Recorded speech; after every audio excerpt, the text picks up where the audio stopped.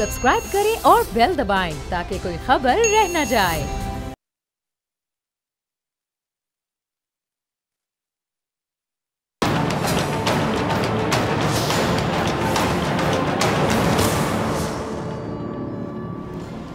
अस्सलाम वालेकुम नाजरीन, मैं हूं डॉक्टर फ़िज़ा अकबर खान और मैं हूं पाकिस्तान और आप देख रहे हैं पाकिस्तान के सबसे बड़े न्यूज़ चैनल का नंबर 1 प्रोग्राम ऐसे नहीं चलेगा। जब दुश्मन आपके खिलाफ कुछ कर नहीं सकता, सोचिए वो क्या करेगा या क्या करता होगा। मेरे मुताबिक साजिश। जब दुश्मन को ये बात समझ आ जाती है कि वो आपको ताकत के ज़रिए नहीं दबा सका और आने वाले वक्त में भी नहीं दबा सकता, तो फिर वो इख्तियार करता है एक रास्ता जिसको कहा जाता है साजिश का रास्ता। भारत में आग लग चुकी है, तमाम लोग जानते हैं, जिसके शोले इतने बुलंद हो गए कि उनको पूरी दुनिया देख रही है। भारत अब छुपा नहीं सकता। भारत ने जिस मसला कश्मीर की जानिब से दुनिया की तवज्जो हटाने की कोशिश की थी, आज उसका अक्स दुनिया भारत में देख रही है। भारत ना सिर्फ ये जानता है बल्कि वो ये देख चुका है कि पाकिस्तान के खिलाफ अगर हथियार का इस्तेमाल करेगा तो पाकिस्तान रिटेलिएट करने का सोचेगा नहीं, बल्कि पाकिस्तान रिटेलिएट करके दिखाएगा, करेगा। 27 फरवरी को भारत समेत पूरी दुनिया ने देखा कि जो पाकिस्तान ने भारत के साथ किया, इस 1.5 साल में भी भारत को सिफारती महाज पर भी पाकिस्तान के हाथों मुंह की खाना पड़ी। ये भी वो हकीकत है जिसको वो डिनाई नहीं कर सकते।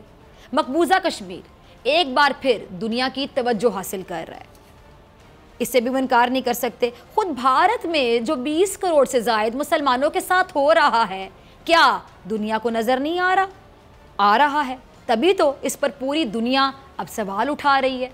यानी टू कट शॉर्ट, एक जुमले में कहूँगी कि दुश्मन मुश्किल में है। अब दुश्मन हमारा सख्त मुश्किल में है और हमारा दुश्मन ये भी जानता है कि वो पाकिस्तान से बराह रास्त जंग करने का मुतहम्मिल नहीं हो सकता।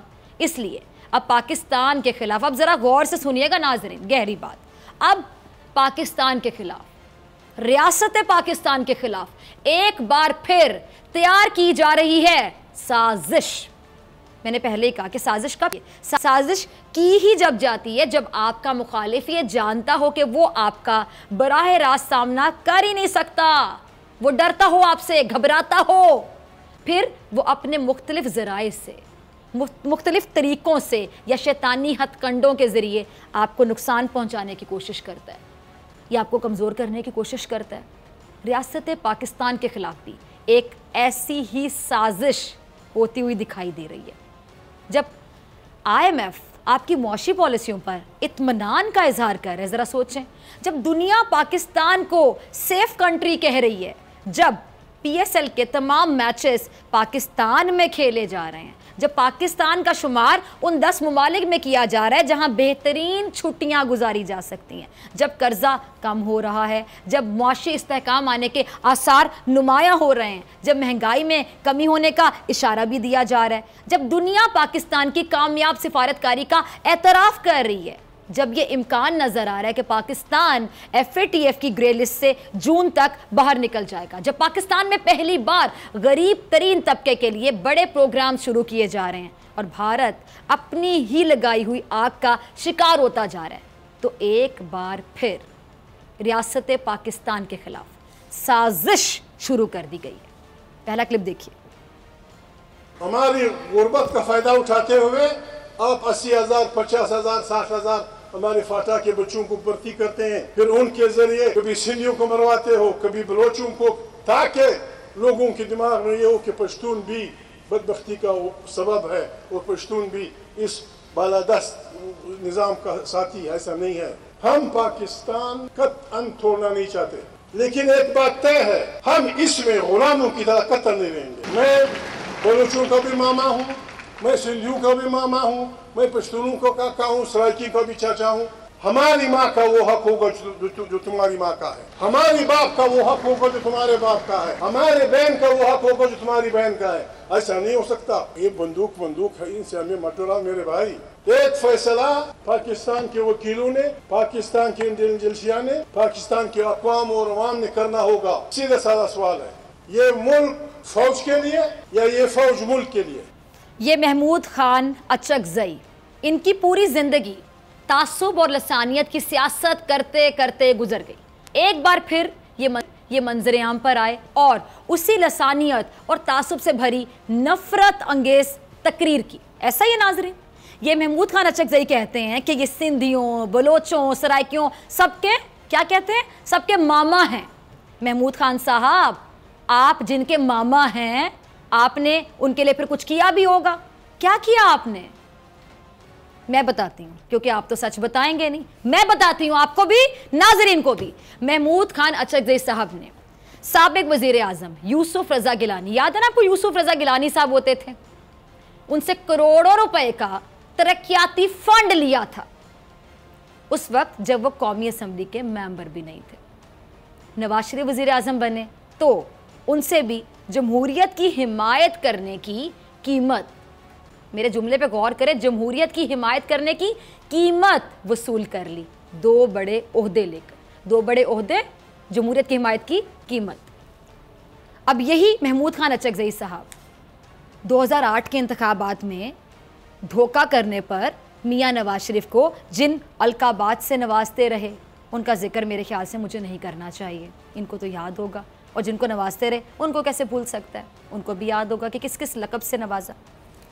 महमूद खान अचकजई के लिए फ्री एंड फेयर पाकिस्तान कब होगा, ज़रा सोचिए। यकीनन तब होगा, उस वक्त होगा जब इनका एक भाई गवर्नर और दूसरा वजीर होगा। क्योंकि जब तक महमूद खान अचकजई साहब इक़्तिदार का हिस्सा रहे, नाज़रीन आप सोचिए, मुल्क में जमहूरियत थी, होगी, मुल्क का आइन बहाल था, यकीनन होगा, फाल था, यकीनन होगा, अवाम भी बहुत खुशहाल थे और सब ठीक था, परफेक्ट, 100 में से 100, इनका बस चले तो 100 में से 200 कहते हैं। लेकिन जब से महमूद खान जैसे अफराद, क्या कहूँ मैं, बेरोज़गार हो गए, बेरोज़गार सही लफ्ज़ है, उस वक्त से मुल्क है कि संभलने का नाम ही नहीं ले रहा।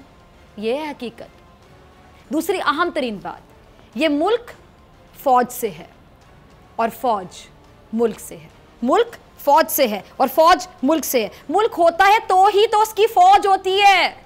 अल्लाह के बंदो, तुम लोगों को बात समझ नहीं आती। और जब तक फ़ौज होती है तब तक मुल्क मुल्क रहता है। ठीक है अचकजई साहब, इस मुल्क के अवाम को सही कहते हैं, फैसला करना चाहिए, और फैसला वाकई करना होगा कि कब तक वो आप जैसे तासुब और नफरत फैलाने वाले अफराद के हाथों कौमी और लिसानी बुनियादों पर यरगमाल बनते चले जाएंगे। अब वाकई फैसला करना होगा, यह है वक्त फैसला करने का। इस मुल्क के अवाम को अब यह सोचना होगा कि क्यों महमूद खान अचकजई जैसे अफराद, जो जब तक इक़्तिदार का हिस्सा रहते हैं तब तक खामोश होते हैं, तब तक इनको अवाम की फिक्र नहीं होती, अवाम को पूछते तक नहीं। इनके भाई, बेटे, भतीजे, फूफी के लड़के, खाला के बेटे, सब के सब इक़्तिदार से चिमटे होते हैं। और एक आम पश्तून की ज़िंदगी, यकीन जानिए, वैसी ही होती है जैसे सिंध में एक आम सिंधी की देख लें। कौम को इनसे अब पूछना होगा कि अगर पश्तून आज भी इनके मुताबिक गरीब हैं, नादार हैं, तो ये क्या करने गए थे इक़्तिदार में, ये क्या करने जाते रहे पार्लियामेंट में? सवाल तो आपसे पूछा जाना चाहिए ना अचकजई साहब। ये किस बात की मरात एंजॉय करते रहे, ये क्यों हुकूमतों के साथ रहे? इनके इत्तेहाद से, इनके इक़्तिदार से कितना फ़ायदा हुआ एक आम पश्तून का? ये कहाँ थे उस वक्त जब ये इक़्तिदार में थे? और आज जब कौम ने इनको उठाकर बाहर फेंक दिया, तो ये अब अपनी रियासत से इस तरह नमक हलाली करेंगे। सही सुना आपने, नमक हलाली बोला मैंने। ये बिल्कुल इसी तरह नमक हलाली करेंगे। देखिए ज़रा, एक बात गौर से उन्होंने सुननी होगी, और अगर वो पाकिस्तान को रखना चाहते हैं, और यकीनन रखना चाहते होंगे, अगर हमारी अफवाज पाकिस्तान को रखना चाहती हैं, तो इंटेलिजेंस एजेंसियों और अफवाज पाकिस्तान का सियासत में कोई रोल नहीं होगा। ये आइन कहता है, ये पाकिस्तान का आइन कहता है, उनका हल्फ उठाए। फौजी सिपाही से लेकर जर्नल तक हर आदमी हल्फ उठाता है कि मैं हल्फ उठाता हूँ। हल्फ कसम होता है, हल्फ इरादा होता है, हल्फ वादा होता है कि मैं आइन का एहतराम करूँगा और साथ ये वादा करते हैं कि मैं सियासत में कोई हिस्सा नहीं लूँगा। महमूद खान साहब, आप ज़रा मेरी बात अब गौर से सुन लें। पाकिस्तान बनाया था हमने, हम सब ने, पाकिस्तानियों ने, हमारे बावजूद ने बहुत कुर्बानियां देके पाकिस्तान लिया था। यहाँ रहने वाला हर एक फर्द सिर्फ पाकिस्तानी है। आज गौर से सुन लो। और जब तक हमारी सांसें चल रही हैं, इंशाअल्लाह, जब तक हमारी सांसें चल रही, पाकिस्तान की जानिब कोई मैली आंख से देख कर दिखाए, नहीं देख सकता, आंखें निकाल लेंगे हम सब। दूसरी बात, ना आपको इस कौम ने इस बात का कोई ठेका दिया हुआ है कि आप किसी से पूछो कि कौन पाकिस्तान में रहना चाहता है, कौन पाकिस्तान में नहीं रहना चाहता। आपको ये हक किसने दिया? पहले मैं आपसे ये पूछती हूँ, ठेका मिला है आपको पूछने का? होते कौन है आप? और ना ये फैसला करने वाले आपको ही होते हैं। आपको अवाम ने बुरी तरह मुस्तरद कर दिया, आपके बयानिए को बकायदा ठुड्डा मार दिया। बेहतर यही कि बजाय किसी साजिश का मोहरा बनने के, उम्र के इस आखिरी हिस्से में कोई भलाई का काम कर लो, कोई अच्छाई का काम कर लो, कोई मस्बत काम कर लो। और एक और बात, दूसरों के हलफ की बात हम करते हैं कि आपके लिए गए हलफ के बाद जब एक अवामी नुमाइंदा जिसको अवाम वोट देकर मुंतखब करके पार्लियामेंट में भेजते हैं, ज़रा सोचिए नाजरीन, तो वो भी शायद कोई ना कोई हलफ तो लेता होगा ना, और यकीनन लेता है। अगर आपको याद हो, या मैं अगर सही हूँ, तो आपको वो हलफ याद होना चाहिए जो आपने लिया होगा। जब कोई शख्स इक़्तिदार का हिस्सा बनता है तो वो भी कोई ना कोई हलफ तो लेता होगा, शायद आपने भी लिया हो। क्या वो हलफ आपको याद है अचकज़ई साहब? दूसरों की बातें आपको याद हैं, झूठे इल्ज़ामात भी आप लगाते हैं, झूठ भी बोलते हैं उम्र के हिस्से में। आपको अपना हलफ तो याद होना चाहिए जो आपने लिया होगा। अगर याद है तो कितना याद है? या चले ये बताएं, उस हलफ को, सही सवाल ये कि पूरा कितना किया? हलफ तो सभी ले लेते हैं, पूरा कितना किया? कितनी उस हलफ की आपने पासदारी की? अवाम के टैक्स के पैसे की कितनी हिफाजत की? अवाम की खुशहाली के लिए कौन से अमली इक़दाम किए जिस पे आज आपको फ़ख्र है कि हाँ मैंने ये किया? अपने हल्के, अपने सूबे के लोगों के बेहतर मुस्तकबिल के लिए आपने कौन से ऐसे मंसूबे बनाए जिस पर आज आप फ़ख्रिया कह सकते हैं कि ये मैंने किया? उनका एहसास महरूमी क्या दूर किया आपने? किया तो किस हद तक किया? क्या अपनों को नवाजा या एक आम आदमी की ज़िंदगी में बेहतरी के लिए कुछ सोचा? आप लोगों को अपना हलफ कितना याद रहा, चले ये भी जान लेंगे। नवाज शरीफ के बहुत बड़े हामी हैं ना आप, जरदारी साहब के भी बहुत बड़े हामी हैं आप, सिंधियों के आप मामे हैं। मुझे ये बताइए, उस हलफ की कसम खाकर जो आपने शायद कभी लिया, उस हलफ की कसम खा के बताइएगा, क्या सिंध के अवाम के हालात से आप बाखबर हैं? और अगर बाखबर हैं तो क्या मुतमईन भी हैं?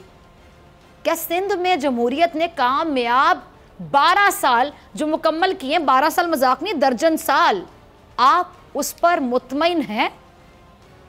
क्या पिछली हुकूमतों के 2 अदवार से आप मुतमईन हैं?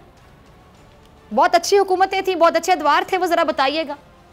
अगर आपका जवाब हाँ है तो यकीन जानिए, पहले आपको अपने हलफ की पासदारी करना सीखना होगा, सबसे पहले ये सीखना होगा, और फिर उसके बाद आप किसी और के हलफ पर बात कर सकते हैं।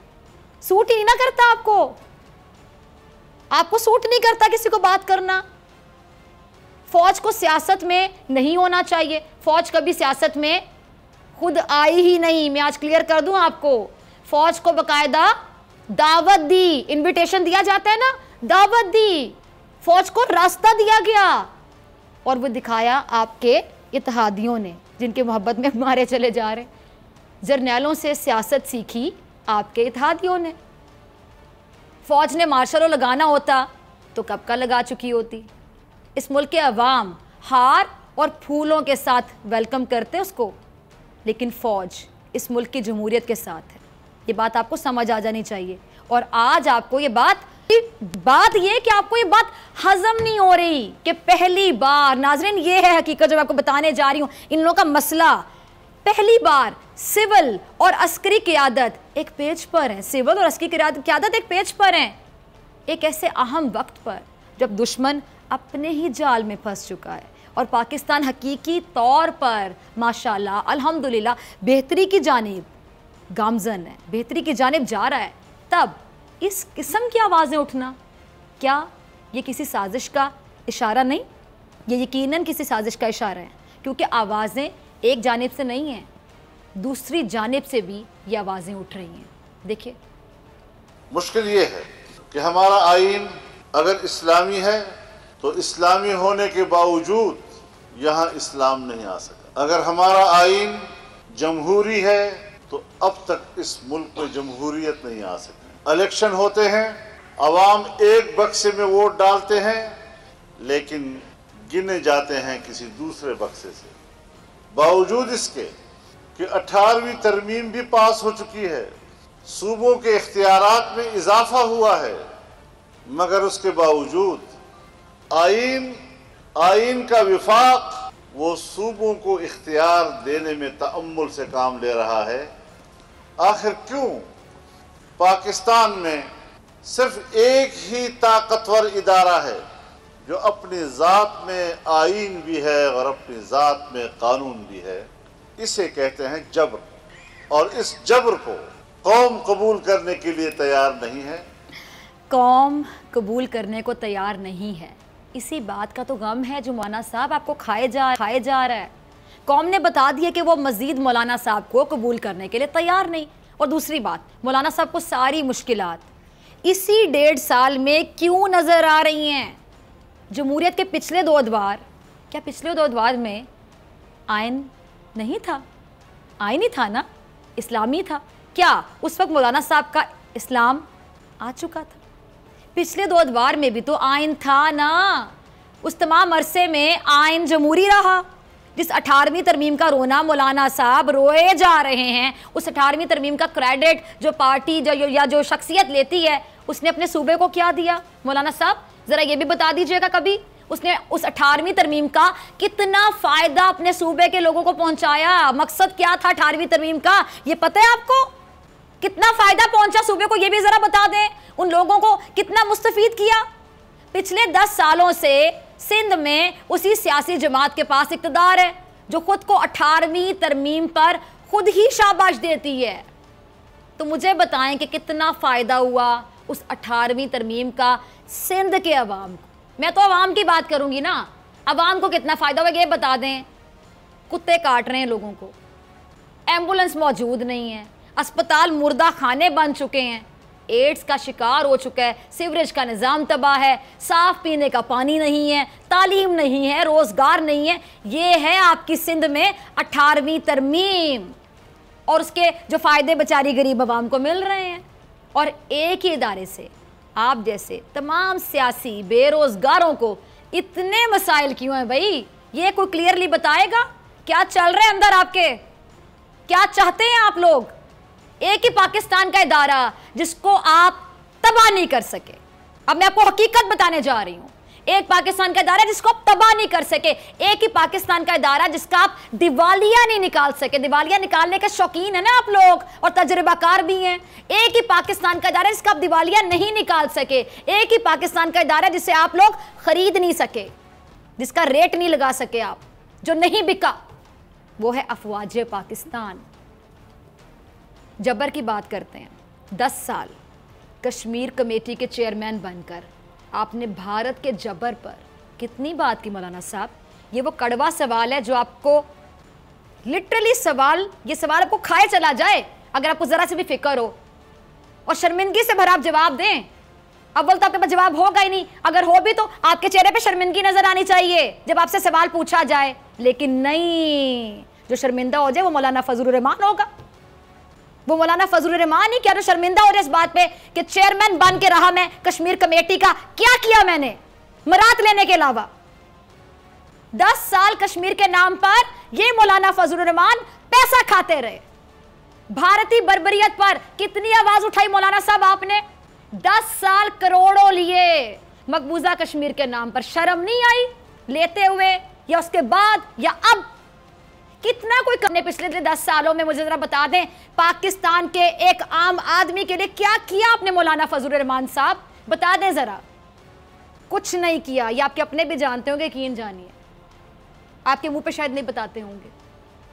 सब तबाह बर्बाद करने के बाद आप लोग इतनी ढिठाई आती कहां से आपके पास? इतनी ढिठाई के साथ खड़े होकर एक इदारे को निशाना बना रहे हैं, एक रिस्पेक्टेबल इदारे को, बाइज्जत इदारे को निशाना बना रहे हैं। वो कौन बना रहे हैं? जिसने खुद क्या किया उस वक्त पर निशाना बना रहे हैं जब पाकिस्तान का बयानिया दुनिया मान रही है। अल्लाह के बंदो, पाकिस्तान से तो मोहब्बत है ना, तो क्यों करते हो ऐसी बातें?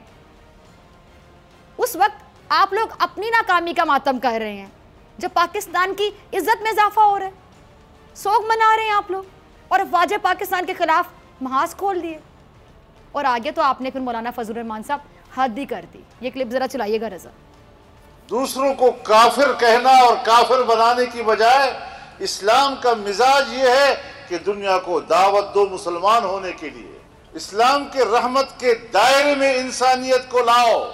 ये तालीम है इस्लाम की। इसी उसूल की बुनियाद पर यही फरीजा है रियासत का कि वो रियासत के हर शहरी को, हर बाशिंदे को मुल्क की वफादारी की तरफ बुलाए और एक कौम बनाने के लिए उसको तमाम तरह हुकूक अदा करे। अल्लाह की शान है। मौलाना फजलुर रहमान साहब क्या बात कर रहे हैं। मौलाना साहब कौन देते हैं तौहीन मज़हब के फतवे अपने मुखालिफिन के लिए? आप मौलाना फजलुर रहमान, आप। किसने मिलियन मार्च के नाम पर मजहब का कार्ड खुलकर इस्तेमाल किया?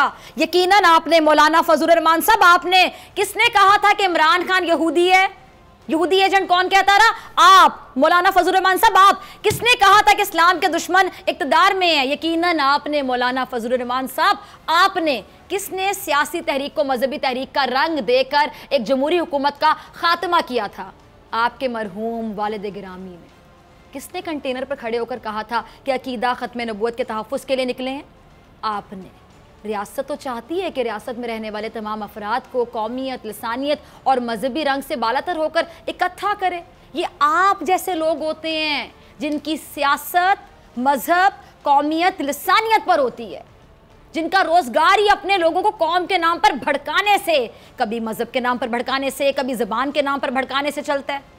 आप इमरान खान के खिलाफ तौहीन मजहब के फतवे लगाओ। महमूद खान अचकजई जैसे नमक हलाल अपनी कौम को कौमियत के नाम पर बगावत पर मजबूर करें, और रही सही कसर पीएम नामी तंजीम पूरी करे जो पाकिस्तान के अंदर पाकिस्तान का परचम ले जाने वालों पर तशद्दुद करे और उसी परचम की बेहुरमती करे।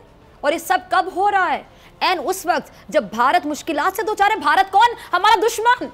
भारत की गिरफ्त ना सिर्फ मकबूजा कश्मीर पर कमजोर हो रही है, बल्कि भारत से दुनिया भारत के अंदर होने वाले फसादात का जवाब मांग रही है। एन उसी वक्त मौलाना फजलुर रहमान, अचकजई और पीटीएम जैसे नमक हलाल बाहर निकलते हैं और पाकिस्तान में इंतशार फैलाने की कोशिश करते हैं। क्यों? सोचिए, जब पाकिस्तान अपने पैरों पर खड़ा हो रहा है, जब मुआशी इस्तेहकाम नजर आ रहा है, जब दुनिया पाकिस्तान की जानिब देख रही है, दुनिया पाकिस्तान की तारीफ कर रही है, जब अमेरिका जैसा खुद गर्ज मुल्क भारत में जाकर पाकिस्तान के खिलाफ कोई बात करने पर तैयार नहीं, तो ऐसे वक्त में क्यों बाहर निकल रहा है कोई, और वो पाकिस्तानी हो जो बाहर निकले? कैसे? क्या सोचा आपने? क्योंकि जब दुश्मन, मैंने आगाज में कहा था, आपसे बराह रास्त लड़ने की ताकत नहीं रखता, जिगर नहीं रखता कि लड़ सके आपसे, तो वो करते हैं आपके खिलाफ साजिश। ये साजिश है। इसी साजिश पर मजीद बात करेंगे ब्रेक के बाद।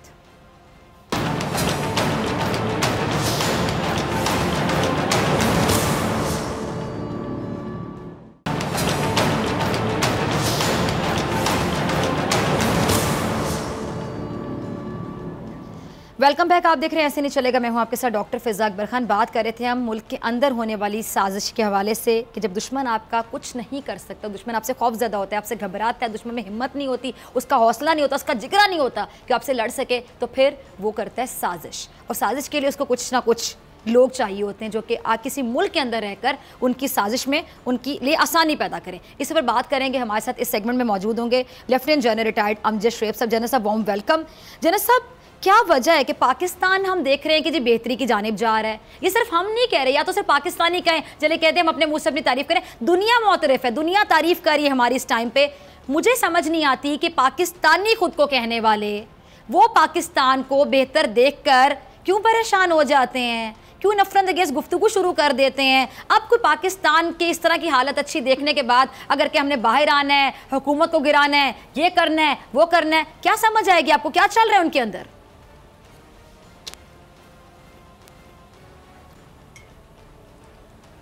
बिस्मिल्लाहिर्रहमानिर्रहीम। तो आप देखिए कि सियासतदानों का या बहुत सारे और लोग, उनका एक तबका एक हमारे यहाँ ऐसा मौजूद है जिन्होंने पिछले 70 साल में या जब से भी उन्होंने कोई कैरियर अपनाया है, वो सियासी कैरियर हो या कोई और, उनके हिसाब में एक भी कोई काम ऐसा नहीं है जो उन्होंने मुल्क के भले के लिए, मुल्क के मफाद के लिए किया हो। लेकिन चूंकि यहाँ पे कोई सज़ा नहीं, कोई यहाँ पे किसी से कोई इन मामलात के ऊपर एहतसाब नहीं, तो इसकी वजह से वो लोग फलते फूलते भी हैं, और जब उनको कोई चेक नहीं करता तो फिर वो समझते हैं कि उनका जो मकसद है वो पूरा हो रहा है। वो यहाँ पे इस चरागाह में पूरी तरह वो हर तरह का फ़ायदा भी उठा रहे हैं इस चरागाह से। उनके ख़ानदानों को, उनकी ज़ातियात को, उनके मफादात पूरे तरह लुक आफ्टर हो रहे हैं। तो उनका टोटल काम ब्लैकमेलिंग होता है कि वो इस तरह के कोई न कोई नारे, कोई इस तरह की चीज़ें करते रहें जहाँ से हुकूमतों के लिए मसाइल पैदा हों, और हुकूमतें अक्सर उनके सामने सरेंडर करके उनके मतालबात मान लें, उनकी खिदमत शुरू कर दें, उनको वजारतें दे दें, उनको ओहदे दे दें।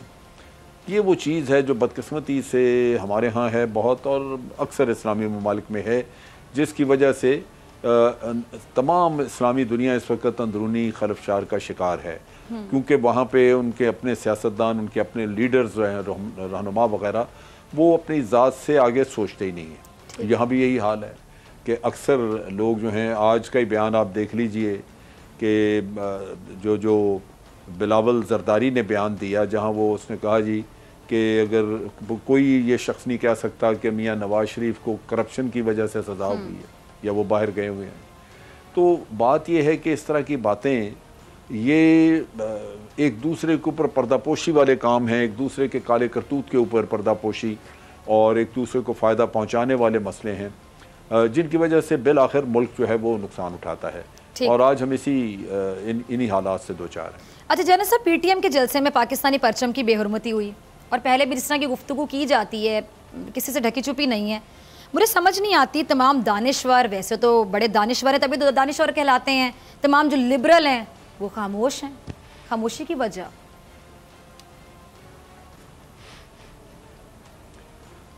देखिए, लिबरल तो मैं समझता हूँ एक ऐसे ही टर्म है। लिबरल होना ये मतलब नहीं है उसका कि आप अपने मुल्क के ख़िलाफ़ बात करें, आप जिस थाली में खाते हैं उसी में सुराख कर दें, या ये कि आप अपने ही अदारों को बेतौकीर करते हैं। ख़ास तौर पे अदारों में मैं कहूँगा कि आपकी आर्मी, आपके इंटेलिजेंस के अदारे, जिन्होंने बेपनाह कुर्बानियाँ दी हैं इस मुल्क के लिए, बहुत सारे काम किए हैं। बिल्कुल। और मैं समझता हूँ कि मुल्क के दिफा और मुल्क के तहफ़्फ़ुज़ के लिए जितना कुछ किसी से तवक्को की जा सकती है किसी अदारे से, उससे बहुत बढ़ के किया है। इन हालात में ये सवाए दुश्मन के मैं नहीं सोच सकता कि किसी और की ज़रूरत होगी कि वो ऐसे अदारों की बेतौकीरी करे, उनके ख़िलाफ़ नारे लगाए। वो पाकिस्तान का दुश्मन ही हो सकता है, पाकिस्तान का दोस्त तो कतन नहीं, या पाकिस्तान का जो आप कह लीजिए कि मुहब्बे वतन शहरी, वो कम से कम इस तरह की बातें नहीं कर सकता। ठीक। लेकिन यहाँ एक और बड़ा दुख है, बड़ा सदमा है, जैसे मैंने पहले भी आपके सवाल के जवाब में कहा कि यहाँ सज़ा जज़ा का कोई सिलसिला है ही नहीं पाकिस्तान। गहरा पॉइंट, बिल्कुल। अब देखिए ये है मेन कि यहाँ पे ये लोग मुल्क के खिलाफ नारे लगाते हैं, अफवाज पाकिस्तान के खिलाफ। अब एक नारा लगाया भी इन्होंने जिसमें उन्होंने कहा कि जी अमेरिका ने अफगानिस्तान को तो तबाह कर दिया है, अब रावलपिंडी GHQ वगैरह भी तबाह करे, लाहौर भी तबाह करे, फलां भी करे। ये बातें हैं करने की, लेकिन चूँकि ये बच निकलते हैं। यहाँ पे इस्लामाबाद हाई कोर्ट ने इनकी ज़मानतें ली आज़ादी इजहार राय के नाम पे। क्या मुल्क के ख़िलाफ़ बातें करने वालों की इतनी जुर्रत बढ़नी चाहिए कि वे उसमें खुले बंदों ये बातें करें, जहाँ पे आप देखिए कि इन अदारों ने इतनी कुर्बानियाँ दी हों। क्या शहीदों के जो लवाहकीन हैं, रिश्तेदार हैं, उनके अजीज़ो अकारब, उनके दिल पे क्या गुजरती होगी? यानी जनरल साहब, हम कह सकते हैं आम अल्फाज में कि जो इस तरह के आप तंजीमें कह लें, उस तरह की तंजीमें जो हैं पाकिस्तान में अभी भी फाल हैं, उनको पूछने रहा, यानी हम कह सकते हैं कि सीधा सीधा कानून पर एक सवालिया निशान है। उनको इतनी आज़ादी है, उनसे उन्हें को रोकने वाला नहीं, उनको पूछने वाला नहीं। वो कानून पे भी सवालिया निशान है। मैं समझता हूँ तहकीकाती अदारों पे भी है, जो केस बनाते हैं हमारे लीगल डिपार्टमेंट्स वगैरह, उनका भी बहुत बुरा हाल है। वो भी कोई ऐसा सिक्काबंद केस नहीं बनाते कि अदालतें जो हैं वो मजबूर हैं उनको सज़ा देने में, और नतीजा ये कि अदालतें भी फिर वो मेरा ख़्याल है इन्हीं की मदद कर देती हैं, क्योंकि बहुत ठोस किस्म के शवाहिद मौजूद नहीं होते। ये एक ऐसा बदनज़मी का सिलसिला है, एक नालायकी का, नाअहली का सिलसिला है कि उससे मेरा ख्याल है मुल्क बहुत लंबे वक्त तक इसको बर्दाश्त नहीं कर सकता। इसके लिए कोई ना कोई हल सोचना होगा। अगर हम नहीं करेंगे तो ये साजिशी टोले पलते पुलते रहेंगे। आप देखें कि अभी यही जो अली वजीर है या मोहसिन दावड़ वगैरह पश्तीन, इन लोगों की एक एक बात पे इनको किस तरह अफगानिस्तान से हमायत मिलती है। जब ये हमायत मिलती है और खुले बंदों मिलती है तो किसी को कहने की ज़रूरत है कि ये सिर्फ पाकिस्तान के मफाद में बात कर रहे हैं। तो मैं समझता हूँ कि ये बाहर से जो इनको पुष्टपनाही होती है, जो कुछ वो चीज़ें इतनी विजिबल हैं, लेकिन उसके बावजूद यहाँ पे इनको आप देख लीजिए कि बाज़ पॉलिटिकल पार्टीज उनको सपोर्ट करती हैं। अब पीपल्स पार्टी मेरी समझ से बालातर है वो, और इनका रवैया जो है ये पीटीएम, वो भी मेरी समझ से बालातर है, क्योंकि ये शुरू हुई थी पीटीएम नकीबुल्ला महसूद के लिए, इंसाफ लेने के लिए। और नकीबुल्ला महसूद ने कत्ल के जो जहां केस है, जहां जिस हुकूमत ने केस करना है, वो इनके इत्तेहादी हो चुके हैं। भाई आपका फिर क्या जवाब क्या रह गया आपका नकीबुल्ला महसूद? ये तो सीधा सीधा क्लियर है सिचुएशन जनरल साहब, एहतजाज करते भी नहीं। तो ये मैं समझता हूँ सारा मतलब अगर पीटीएम वाले अगर यही भूल गए कि वो पीटीएम बनी क्यों थी, आपने बिल्कुल याद करवाया नाजरीन को, नकीबुल्ला महसूद के लिए, इंसाफ लेने के लिए बनी थी। उसके बाद फिर बिलावल तारीफ करे उनकी, उनको सपोर्ट करे, ये उनके साथ बड़ी मोहब्बत भरी बातें, समझ नहीं आ रही ना क्या चाहते हैं ये, यानी अपना मकसद भूल गए, आए क्यों थे ये? फौज पे तनकीद करने के लिए आए थे। राव अनवार का चाहते हैं, वो ये कहते हैं कि इसके बदले में ये राव अनवार का नाम न लें, क्योंकि राव अनवार ने तो कत्ल जितने ज़्यादा किए हुए हैं, वो तो उसमें सारा उसका बोझ तो पीपल्स पार्टी पे आता है। लेकिन पीटीएम का आप देखिए कि ये उससे नकीबुल्ला महसूद से शुरू हुए और फिर इसका किस्सा कुछ और बना दिया। अब ये पख्तून तहफ़्फ़ुज़ मूवमेंट, पहले ये तो पूछा जाए इनसे कि भाई किस लिहाज से पख्तून, फाटा में कोई आपका मसला है तो फाटा की बात हो, लेकिन जहाँ तक पख्तून का ताल्लुक है, पख्तून तो पूरे पाकिस्तान में पूरे हकूक़ के साथ मौजूद हैं। आप केपीके में देखें कि इलेक्शन हुए, इलेक्शन की बुनियाद पे पख्तूनों ने हुकूमत बनाई, फेडरेशन के हुए, हमारे फेडरल गवर्नमेंट बनी, उसमें पख्तूनों के इलेक्शन जो जीत के आए वो वहाँ पे बैठे हैं, बड़ी अच्छी वजह। अच्छा जनरल साहब, मैं आपका लास्ट कमेंट चाहूंगी, फिर मुझे ब्रेक की तरफ जाना है। मुझे बताइएगा, जो आता है वो आकर फौज पे तनकीद शुरू कर देता है, जो आता है फौज को इजी टारगेट बनाना शुरू कर देता है। मुझे समझ नहीं आती कि फौज एक रिस्पेक्टेबल इदारा है ना मेरे मुताबिक, और आपके मुताबिक यकीनी तौर पर वो फौज अपनी रिस्पेक्ट की वजह से इन लोगों को जवाब नहीं देता। यानी अगर फौज भी वैसे रिएक्शन देगा, फिर फौज में और इन लोगों में फर्क क्या रहेगा? फौज को ये इजी टारगेट क्यों समझते हैं? क्या वक्त नहीं कि बाकायदा कार्रवाई होनी चाहिए, या फौज को भी सख्त ज़बान में इनको जवाब देने की जरूरत है?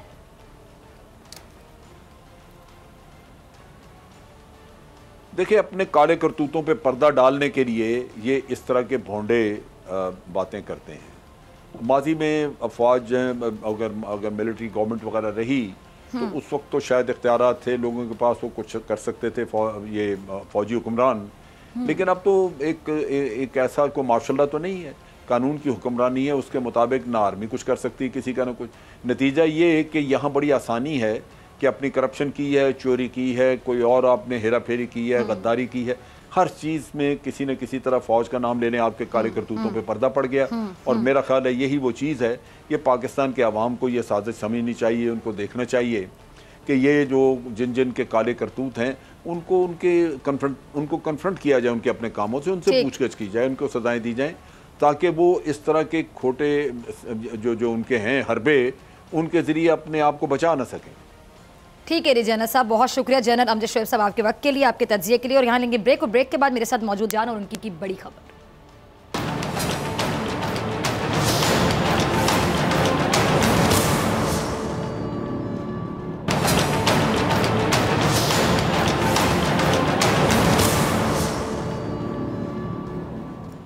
Welcome back. आप देख रहे हैं ऐसे नहीं चलेगा, मैं हूं आपके साथ डॉक्टर फ़िज़ा अकबर खान, और इस सेगमेंट में हमें हमेशा की तरह ज्वाइन करेंगे हमारे खुसूसी नुमाइंदे सदीक जान अपनी बड़ी खबर के साथ।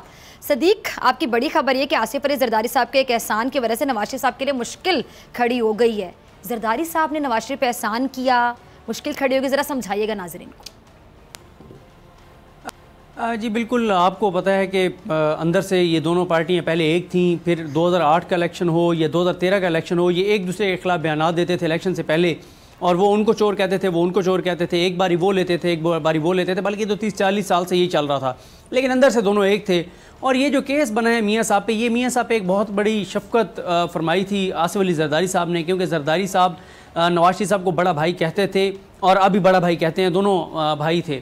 वो ये था कि मियाँ साहब जब वज़ीर-ए-आज़म थे 97 में, और उस वक्त एक ये जब भी कोई बाहर के किसी मुल्क से कोई भी हुकूमत, कोई भी बाहर का सदर वज़ीर-ए-आज़म पाकिस्तान के सदर या वज़ीर-ए-आज़म को गिफ्ट देता है, पाकिस्तान के बुज़ुर्ग को गिफ्ट देता है, तो वो तोशा खाने में जाता है, वो यानी सरकार की मिल्कियत होती है वो चीज़। अगर कोई लेना चाहता है तो उसकी एक अमाउंट होती है, वो देकर आप ले सकते हैं। मियाँ साहब के पास एक गाड़ी थी, तो जब ये वज़ीर-ए-आज़म थे फिर ज़ाहिर है ये चले गए डील करके और बाहर चले गए। जब ये गिरफ्तार हुए फिर परवेज़ मुशर्रफ साहब से डील करके बाहर चले गए। जब वापस आए तो मियाँ साहब को और कुछ याद था या नहीं था, वो गाड़ी याद थी मियाँ साहब को कि मुझे वो गाड़ी बहुत पसंद है। तो वैसे मैं आपको यहाँ रुककर ये ज़रूर बता दूँ कि जब मुझे ये पता चला कि मैंने फिर मियाँ साहब के मामलात को बड़ा अच्छी तरह जानते हैं, कुछ एक उनकी करीबी उनके हैं, उनकी शख्सियत हैं, उनको मैंने कॉल करके पूछा कि मियाँ साहब वाकई गाड़ियों के इतने शौकीन हैं। उन्होंने कहा मियाँ साहब 3 चीज़ों के शौकीन हैं, गाड़ियों के मियाँ साहब बहुत शौकीन हैं, घड़ियों के बहुत शौकीन हैं, घड़ी जिसके हाथ में पहने हुए देखते हैं अब भी ये कितने की आई है, इसमें क्या खासियत है, ये कौन सी कंपनी की है, अच्छा मैं समझी कि उतरवा लेते होंगे सदीक।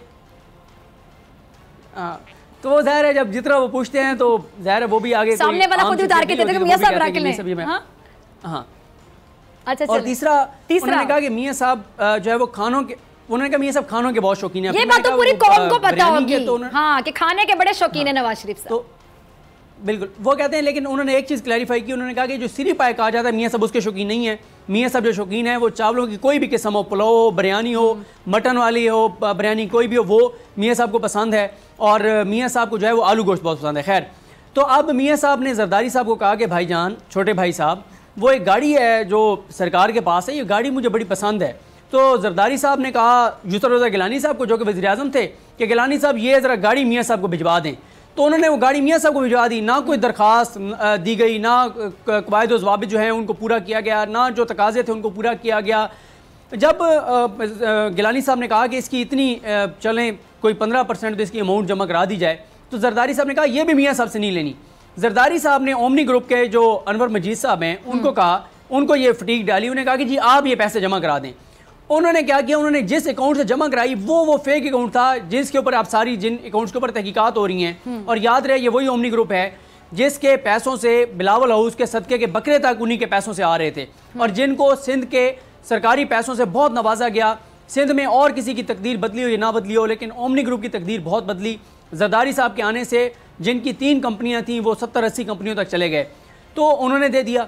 जब ये JIT सुप्रीम कोर्ट ने कहा, सुप्रीम कोर्ट ने JIT बनाई और उस JIT ने तहकीकात की और अकाउंट्स की छानबीन की, तो उसमें से ये पैसे भी गए हुए थे। तो उन्होंने चेक करते करते खैर बिलाखिर पकड़ा गया मामला कि ये जी नवाज शरीफ साहब को एक गाड़ी दी गई और उस गाड़ी के जो पैसे थे वो फेक अकाउंट से जो है वो जारी किए गए।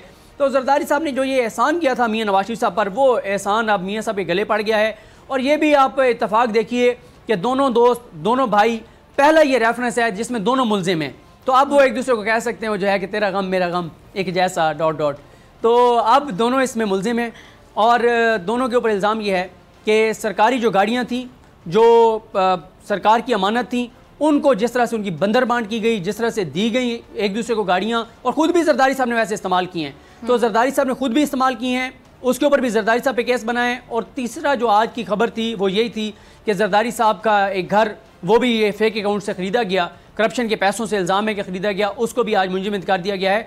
तो आप ये देखें कि वो जो सुप्रीम कोर्ट ने JIT बनाई थी उसने 16 रेफरेंसेस कहे थे, तो अभी तो ये 7वां या 8वां रेफरेंस है, अभी तो और बहुत से रेफरेंसेस बनने हैं। तो इसलिए लगता यह है कि आने वाले दिन जो हैं वो कोई ज़्यादा आसानियाँ नहीं ला रहे, शरीफ ख़ानदान हो या आसिफ अली जरदारी। और इसमें तो किसी सूरत में, क्योंकि सारे प्रूफ मौजूद हैं, अकाउंट्स मौजूद हैं, सारी ट्रांजैक्शंस मौजूद हैं, किस तरह से गाड़ी दी गई। तो लेकिन ये यहाँ पर ये चीज़ साबित होती है कि किस तरह से सरकारी ख़जाने को लूटा जाता है किस बेरहमी के साथ चीज़ें तकसीम की जाती हैं। और देखें ना, बादशाहत है कि जी मियाँ साहब को गाड़ी पसंद है, दे दें जी गाड़ी, कोई कानून नहीं है, कोई ज़ाब्ता नहीं है, कोई कायदा नहीं है, कोई कानूनी तकाज़े पूरे नहीं किए, कोई दरख्वास्त नहीं है, बस मालिक हैं। तो उनके फेक अकाउंट्स के मामला देख लें, इनके पनामा के देख लें, ये गाड़ियों की बंदर बांट देख लें, और मामला देख लें, कैसे ये मुल्क को चलाते रहे, कैसे ये मुल्क चलता रहा है। यानी सदीक हम ये कह सकते हैं कि जब इनसे कोई इदारा पूछता है, कोई पूछगछ करता है, या इनसे कोई सहाफ़ी सवाल पूछ ले, सीधा सवाल, तो ये कैसे चीखने पर आ जाते हैं, क्योंकि वाकई इनके लिए अनएक्सेप्टेबल है ना कि इनसे भी कोई सवाल कर सकता है। जहाँ पे ये चलता रहा कि गाड़ी चाहिए, दे दी, कोई तकाजा नहीं, पूरा किया गया। बिल्कुल आपने दुरुस्त कहा, बिल्कुल। और ये बहरहाल जो सबूत मौजूद हैं इस रेफरेंस में, वो इतने मौजूद हैं कि मेरा ख्याल है कि इसमें सज़ा से जरदारी साहब और नवाज शरीफ साहब नहीं बच पाएंगे। अब देखना है कि नैब इस केस को किस तरह से आगे चलता है, लेकिन ये बड़ी डेवलपमेंट है कि बिलाखिर नैब ने आज रेफरेंस जो है वो दायर कर दिया है। ठीक है जी सदीक जान, बहुत शुक्रिया आपकी बड़ी खबर के लिए। इसी के साथ अकबर खान को दीजिए इजाज़त, आपसे मुलाकात होगी इंशाल्लाह कल सेम टाइम सेम चैनल। अगर ज़िंदगी ने वफ़ा की, दुआओं में याद रखिएगा, अपना ढेर सारा ख्याल रखिएगा। अल्लाह निगहबान।